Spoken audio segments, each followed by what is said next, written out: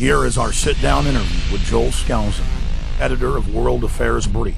Skousen was the chairman of the Conservative National Committee in the 1980s and the executive editor of Conservative Digest. Skousen talks about the hidden power structure who control the politicians of both parties from behind the scenes, the nature of the manipulated press, the reality behind the Tea Party, and the ongoing conspiracy to complete a one-world dictatorship. I'm Joel Skousen, editor of World Affairs Brief. I'm a political scientist by training, was the former chairman of the Conservative National Committee during the Reagan administration, and have been active ever since in trying to alert people to what's going on in the world. Today, I'd like to start off by talking about the reasons that a dialectic philosophy of conflict is used by the opposition, or at least the opposition to liberty. I think this is very important to understand that there is real systematic good and evil in the world. It isn't just happenstance that someone turns out to be evil. There is systematic evil in the world, meaning it's self-generating, it continues, it picks people to follow along. Goodness, in contrast, is not that way. We try to raise good children, but we essentially allow people to follow the path that they want to follow.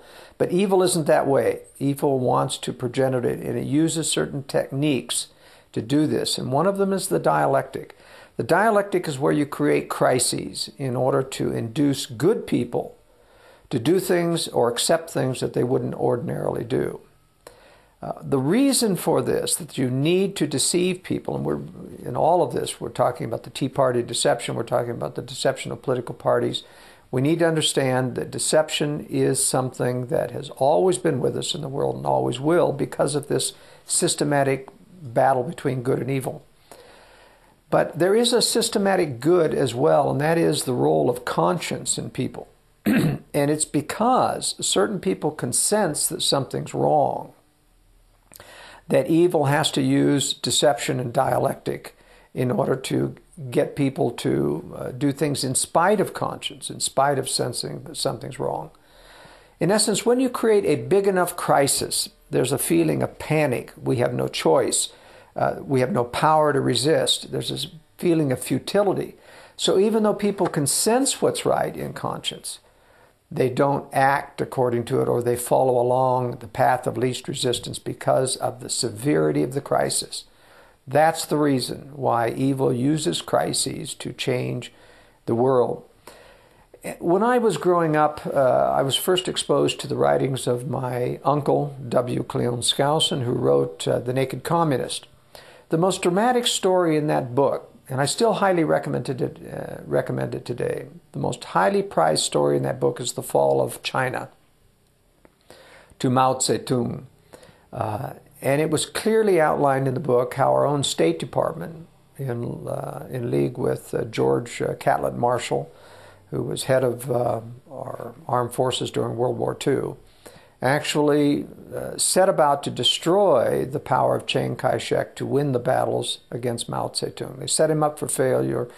They withdraw armed support from him so that he basically could not win against Mao. And I thought to myself, what's going on here? Are these communists in our government? Was Catlett Marshall, or was George Marshall a communist? Were the State Department people communist?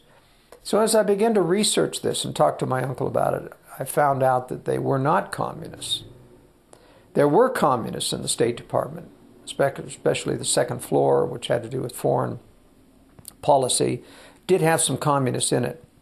And then there was the story of Alger Hiss, who was accused of being a communist. In fact, he did join the Communist Party. But there was something strange about Alger Hiss in that he was highly protected by the establishment, those that weren't communists. Whittaker Chambers is the one who outed Alger Hiss. Whittaker Chambers was a dedicated ideological Marxist, communist. He repented of that, changed, decided to tell all. He was very, very honest. He was vilified for his honesty, and he's the one who named Alger Hiss. But the establishment came out for years. I mean, Alger Hiss went to prison eventually on perjury. The establishment never gave up on Alger Hiss. They always continued to support him. And one day a light came on in my mind, and I realized, I think Alger Hiss was in fact a globalist. He's part of this broader conspiracy, was not a communist, but that in fact he joined the Communist Party to help facilitate Communist Party infiltration into the State Department, into the Roosevelt and Truman administrations, which is exactly what he did. But when he wrote the United Nations Charter, it became very clear this was more than just a communist, this was a globalist, using communism to facilitate the goals of globalism. And so when I finally had this new paradigm, this perspective, and this is something that no one else has ever written about, to my knowledge. Everyone in the conservative movement thinks that Alger Hiss was a communist. But it doesn't explain why the non-communists were defending him so vociferously. As I began to look historically at what was happening as nation after nation was falling to communism, later on, of course, they destroyed Batista of Cuba in the same way that they did of Mao Zedong in China. They pulled out military support. It was the second level of the State Department. We had planted reporters like Herbert Matthews in the New York Times, who would write these knifing, derogatory articles about Batista, and these articles about how Fidel Castro was this reformer, how he was a person who was the people's man. He did the same hatchet job on Mao Zedong. Later on, Drew Pearson carried on with Jack Anderson in the Washington merry-go-round. They were primarily responsible for bringing down Anastasio Somoza of Nicaragua, allowing the Sandinistas to come to power. Anastasio Somoza had his flaws, certainly. He was a strong man, but he was pro-Western, very much for free markets. He was clearly an ally of the West, and we destroyed him. Why? They wanted the communists to come to power.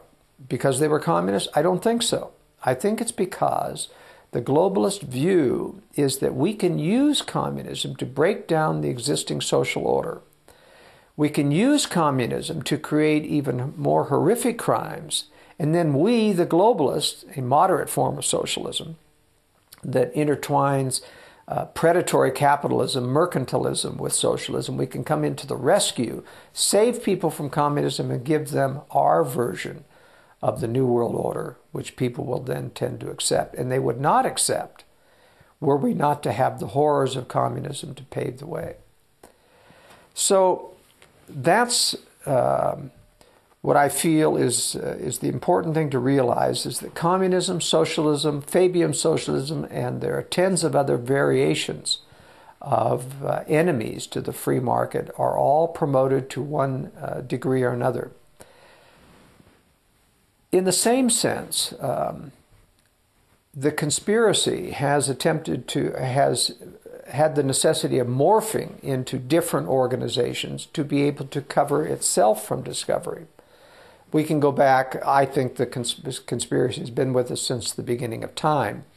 But when we begin, whether it's from Cain and Abel, or we talk about the Illuminati, starting in 1776. How ironic, you know, that there's this interplay between the movement of freedom in 1776 and the rise of a counter-movement.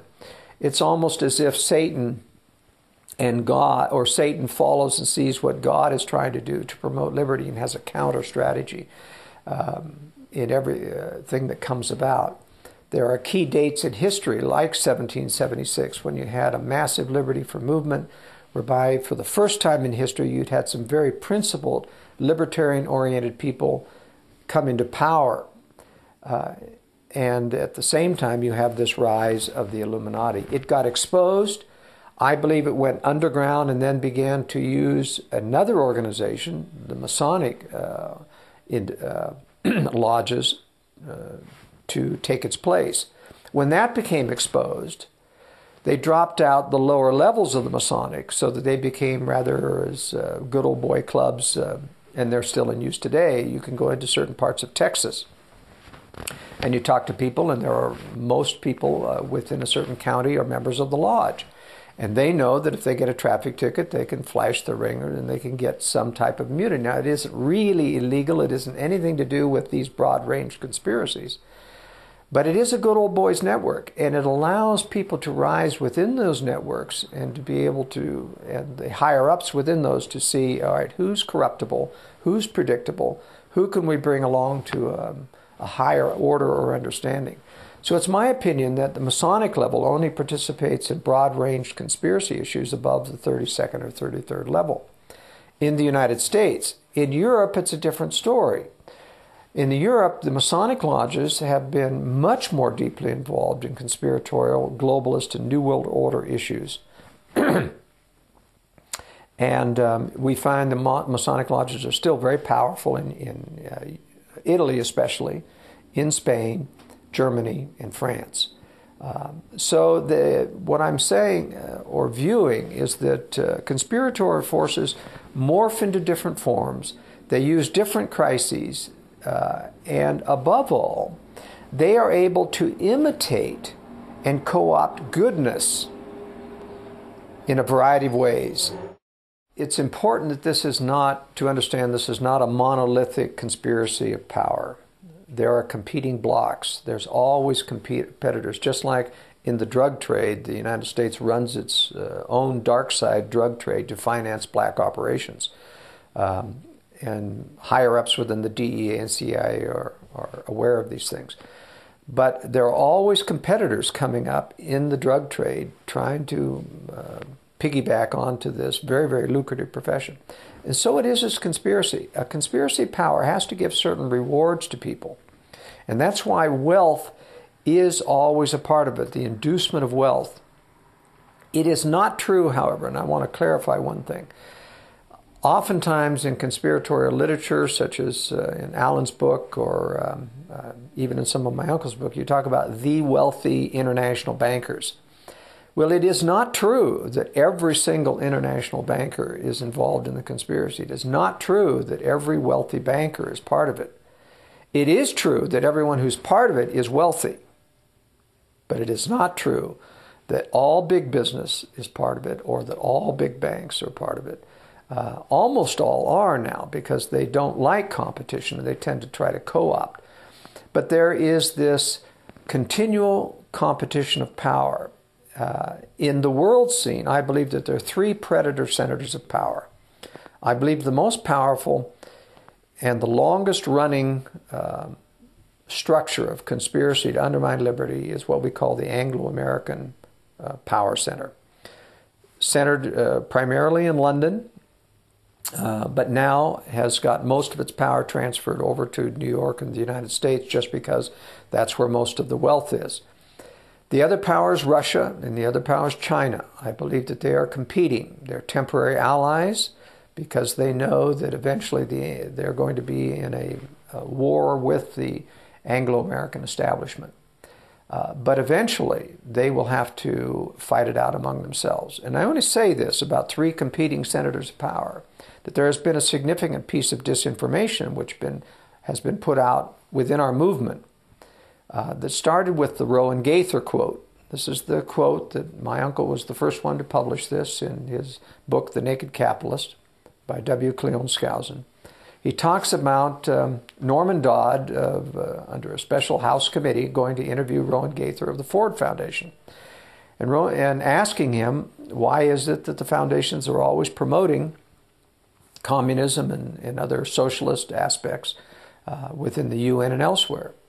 And he said to Norman Dodd, he said, the powerful forces behind our foundation want to have the Soviet Union and Russia meld itself peacefully into one major organization, one peaceful country.